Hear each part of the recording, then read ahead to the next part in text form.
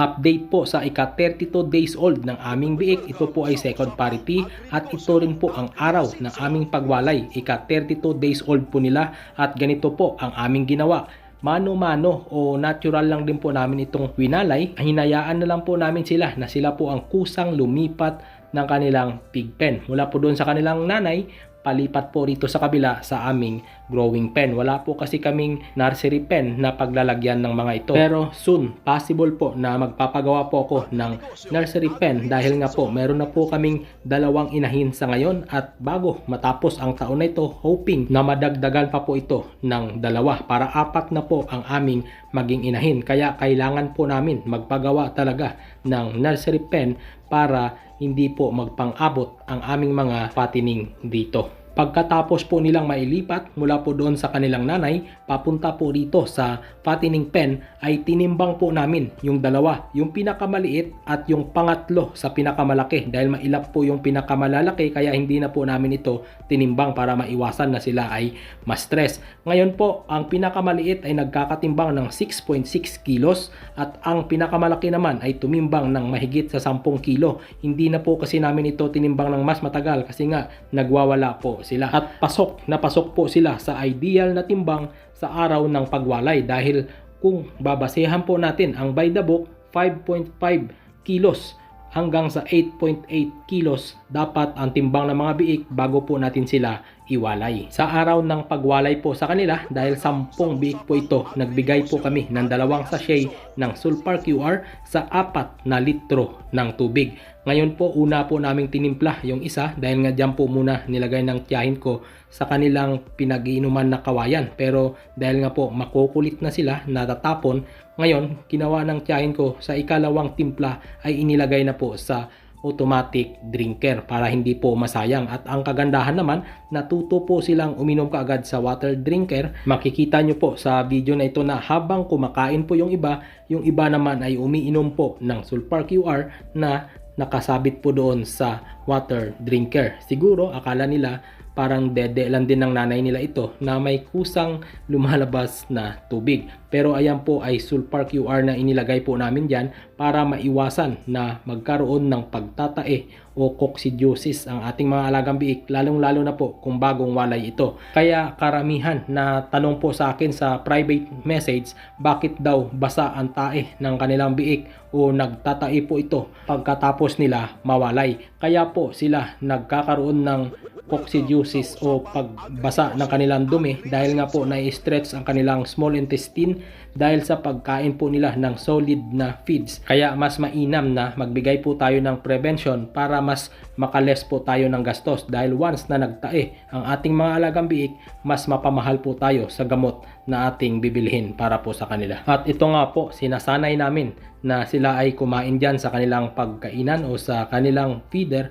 para habang lumalaki po sila ay unti-unti po namin ito bigyan ng wet feeding dahil napapansin po namin kapag wet feeding ang aming ipinapakain sa aming fattener ay mabilis po itong lumobo at mabilis po silang lumaki dahil sagana nga po sa Vitamin Pro Water Soluble Powder. Yan po ang vitamins na regular po naming ipinapainom rito sa aming mga alagang baboy. Kaya makikita po ninyo sa video po na ito na ang bibilog ng kanilang pangangatawan sa edad po nila na 32 days old, talagang uniform ang kanilang mga laki. Meron po dyan yung isa nga po, yung pinakamaliit, 6.6 kilos at yung iba naman na malalaki dyan ay lumalagpas na po sa 10 kilos. Pero nasa ideal pa rin na timbang ang mga yan dahil ang ideal na timbang ng pagwalay ng mga biik nasa 5.5 kilos hanggang 8.8 kilos. Ayan po, nakakatuwa po silang pagmasdan dahil walang tigil na sila ay kumakain ng aming nilalagay dyan na booster feeds at habang kumakain po sila, yung iba naman ay patuloy na umiinom ng Sulfar QR na inilagay po namin roon sa kanilang automatic drinker. Sa nagtanong pala sa akin, bakit daw ang kanilang biik ay meron pong maliit, merong malaki, ano daw ang dahilan kung bakit hindi pare-parehas ang kanilang paglaki.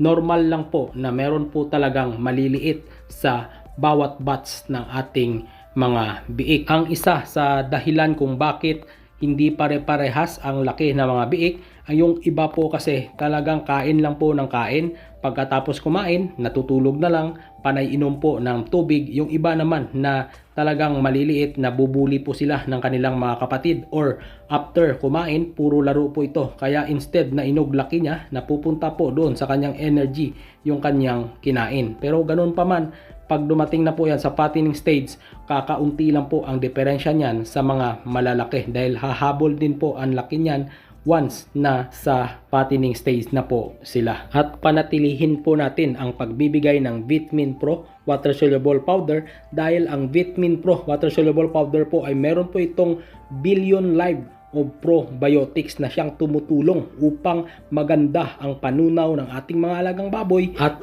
nagiging ganado po silang kumain. Tandaan po ninyo na kapag tinitipid po natin ang ating mga alaga, titipirin din po tayo niyan pagdating sa araw ng pag-dispose po sa kanila. Tandaan po ninyo na hindi po biro ang pag-aalaga ng mga baboy.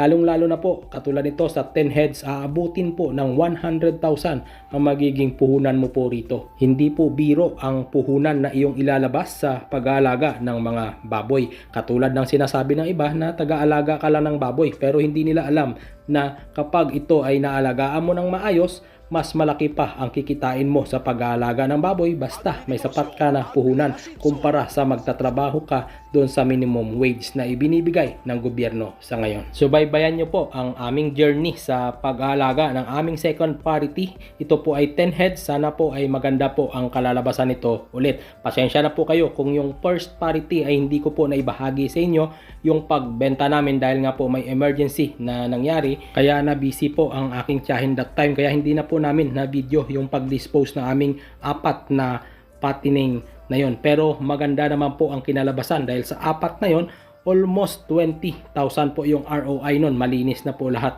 Kaya maganda po talaga ang pag-aalaga ng baboy, lalong-lalo na kung ito po ay naalagaan sila ng maayos. Hanggang dito na lang po. Maraming salamat po.